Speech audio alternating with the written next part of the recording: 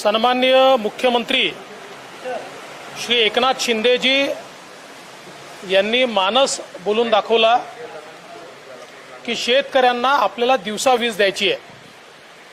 त्यासोबत परवा आम्ही गडचिरोलीला गेलो असताना त्याही ठिकाणी मुख्यमंत्र्यांकडे तक्रारी आल्या की पैसे न भरल्यामुळे काही गावांचे वीज कनेक्शन्स स्ट्रीट लाईटचे हे बंद करण्यात आले आहेत। या संदर्भातच आज आम्ही बैठक घेतली। 2018 साली आपण एक मुख्यमंत्री सौर वाहिनी योजना, कृषी वाहिनी योजना सुरू केली होती, ज्यामध्ये जे काही आपले ॲग्रिकल्चर फीडर आहेत हे फीडर डिस्ट्रीब्युटेड सोलरवर टाकायचे, जेणेकरून त्या ठिकाणी दिवसा आपल्याला शेतकऱ्यांना वीज देता येईल। त्या काळामध्ये साधारण 200 मेगावॅटचं काम आपण पूर्ण केलं होतं आणि काही काम हे प्रगतीपथावर होतं, पण नंतरच्या काळामध्ये त्याला थोडासा ब्रेक बसला होता।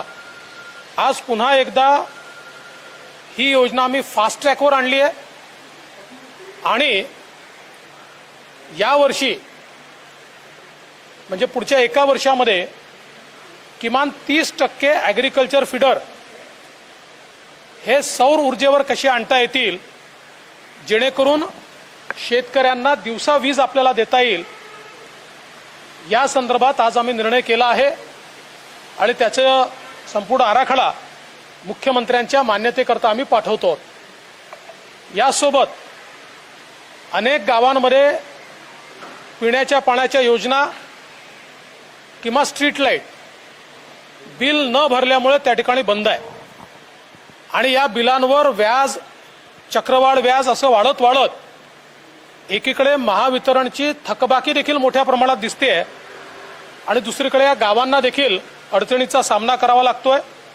आणि म्हणून या संदर्भात आता जुनी सगळी थकबाकी ही वन टाइम सेटलमेंट सारखी महावितरण आणि राज्य सरकारने या ठिकाणी त्याचा निर्णय करावा आणि मग राज्य सरकारने ती थकबाकी भरावी आणि प्रॉस्पेक्टिव्हली ग्रामपंचायतीने त्या संदर्भात जी काही राज्य सरकार मदत करेल त्या मदतीतून ही बिलं भरावी आणि सगळ्या योजना या तात्काळ सुरू कराव्यात। जिथे पथदिवे बंद असतील, जिथे पिण्याच्या पाण्याच्या योजना बंद असतील, हे सगळं तात्काळ सुरू करावं, याही संदर्भातला एक निर्णय आज आपण त्या ठिकाणी घेतलाय। यासोबत साधारणपणे 2019 पासनचे कृषी पंपाचे पेड पेंडिंग आपले आहेत आणि जवळजवळ 1.25 लाख शेतकऱ्यांनी कृषी पंपाकरता अर्ज केलेला आहे। त्या सगळ्यांना केंद्र सरकारची कुसुम योजना आणि राज्य सरकारची योजना याच्या अंतर्गत ज्या ज्या ठिकाणी फिजिबल आहे त्या त्या ठिकाणी या सगळ्या पेड पेंडिंगला आपण प्रयत्न करून पुढच्या 6 महिन्यामध्ये सोलर पंप्स देऊन आणि त्यांची डिमांड पूर्ण करावी, याही संदर्भातली योजना ही तयार करून मुख्यमंत्र्यांकडे सादर करण्याचे निर्देश या ठिकाणी मी दिलेले आहेत।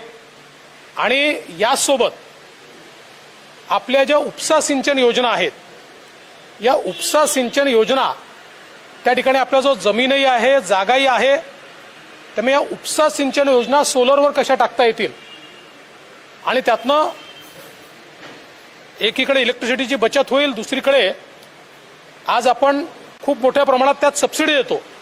7 रुपयाला वीज पडते आणि आपण 1 रुपया 30 पैसे हे त्या ठिकाणी वसूल करतो आणि आपण जर सोलर वीज तयार केली तर ती 3 रुपये 20 पैशांनी आपल्याला पडेल, म्हणजे साधारणपणे 3.5 पावणे 4 रुपये किंवा 4 रुपयाचा ची बचत आपल्याला त्यात करता येईल।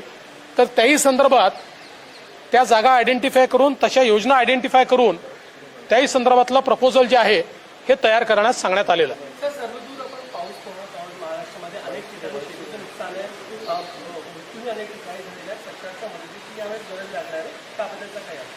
सन्माननीय मुख्यमंत्र्यांनी तात्काळ ज्या ज्या ठिकाणी अतिवृष्टी झाली आहे त्या त्या ठिकाणी पंचनामे करण्याचे आदेश दिले आहेत। जिथे दुर्दैवाने कोणी मृत्युमुखी पडलं असेल तिथे त्यांना NDRFच्या माध्यमातून तात्काळ मदत देण्याचा देखील या ठिकाणी निर्देश देण्यात आले आहेत।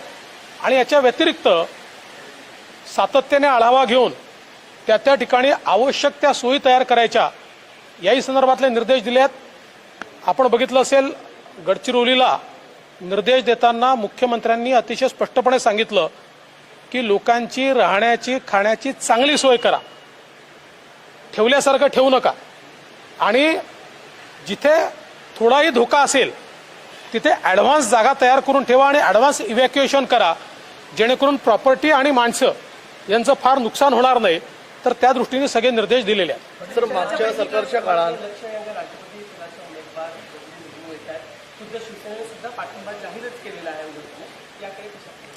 असं आहे की राष्ट्रपती पदाच्या उमेदवार श्रीमती द्रौपदी मुर्मूजी यांची उमेदवारी देशभरामध्ये स्वीकारली गेली आहे, आणि राष्ट्रपतीचं इलेक्शन हे काही पार्टी लाईनवर नसतं। राष्ट्रपतीच्या इलेक्शनला व्हीप देखील नसतो। राष्ट्रपती हे सगळ्यांचे असतात। ठीक आहे की कुठली तरी कोणीतरी त्यांना स्पॉन्सर करतात, तसं यांना एनडीएने स्पॉन्सर केलं आहे, पण नॉन एनडीए अनेक सरकारांनी किंवा अनेक पक्षांनी त्यांना समर्थन दिलं आहे। त्यामुळे शिवसेनेने समर्थन दिलं असेल तर त्याचा आम्हाला आनंद आहे। माझं तर मत असं आहे की साधारणतः श्रीमती द्रौपदी मुर्मूजी यांच्यासारख्या उमेदवाराची निवड ही त्या ठिकाणी बिनविरोध झाली असती तरी चांगलं झालं असतं, पण आता निवडणुका आहेत तर सर्वांनीच त्यांना त्या ठिकाणी पाठिंबा द्यावा अशी आमची अपेक्षा। मंत्रिमंडळाचा विस्तार कधी अपेक्षित आहे? मंत्रिमंडळाच्या विस्ताराची तारीख ठरली की सगळ्यात पहिले तुम्हाला कळवून देऊ। साधारणतः कधी होऊ शकतो सर? देखिए, हमारे माननीय मुख्यमंत्री जी ने ये मंशा व्यक्त की थी कि आज किसानों को रात में जो बिजली मिलती है, रात में खेती किसानी करना आसान नहीं होता, उनको दिन में बिजली मिलनी चाहिए। इसलिए हमने एक मुख्यमंत्री सौर कृषि वाहिनी योजना तैयार की है, जिसके तहत एग्रीकल्चर फीडर को सोलर पर लाने का काम हम कर रहे हैं, जिसके कारण महावितरण के पैसे भी बचेंगे और किसानों को दिन में बिजली मिलेगी। इसका एक पायलट प्रोजेक्ट हमने 2018-2019 में किया था, वो सक्सेसफुल हुआ था। अब उसको फास्ट ट्रैक करके अगले एक साल में 30% हम लोग जो हमारे एग्री फीडर है उसको सोलार पर कैसे लाए, इसका प्रयास हम लोग कर रहे हैं। इसके साथ साथ जो लिफ्ट इरिगेशन हमारी स्कीम्स होती है उसको सोलार पर कैसे लाया जाए, इसका प्रयास हम लोग कर रहे हैं। साथ ही में जो ग्राम पंचायतें हैं जहाँ पर बिजली का बिल न भरने से या तो स्ट्रीट लाइट कटे हैं या पानी का कनेक्शन कटा है, उनकी जो पुरानी जितनी उनके पैसा बकाया है वो सारा का सारा बकाया सरकार की ओर से भरे और प्रोस्पेक्टिवली उनको मदद करके उनका बिल ठीक से भरा जाए, इस दृष्टि से योजना तैयार करने को भी आज हमने आदेशित किया है। और इसके साथ साथ हम लोगों ने कई अलग अलग चीज़ों पर, जो हमारी इलेक्ट्रिसिटी विभाग है उससे कई अलग अलग चीज़ों के ऊपर हम लोगों ने उसका मुआयना किया।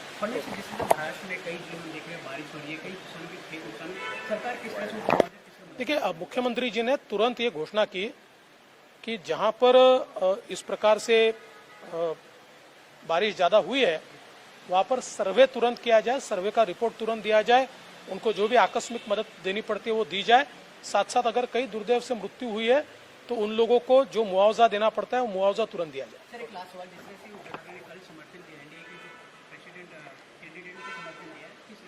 मुझे इस बात की खुशी है। देखिए, एनडीए की जो हमारी उम्मीदवार है श्रीमती मुर्मू जी, द्रौपदी मुर्मू जी, इनको देश भर से समर्थन मिल रहा है और नॉन एनडीए पार्टीज भी उनको समर्थन दे रही है। मूलतः हमारे राष्ट्रपति जो होते हैं वो किसी पार्टी के नहीं होते, भले ही उनको एनडीए ने स्पॉन्सर किया हो, लेकिन वो पूरे देश के होते। और मेरा विश्वास है कि इतने अच्छे उम्मीदवार आज हमको मिले। अव्वल तो ये होना चाहिए था कि उनका चुनाव निर्विरोध होना चाहिए था, लेकिन अब चूंकि सामने उम्मीदवार है, मैं अपेक्षा व्यक्त करता हूं कि सारे के सारे लोग अपने विवेक का इस्तेमाल करते हुए द्रौपदी मुर्मू जी को ही मतदान करेंगे और वो निश्चित रूप से एक लैंडस्लाइड विक्ट्री उनको मिलेगी।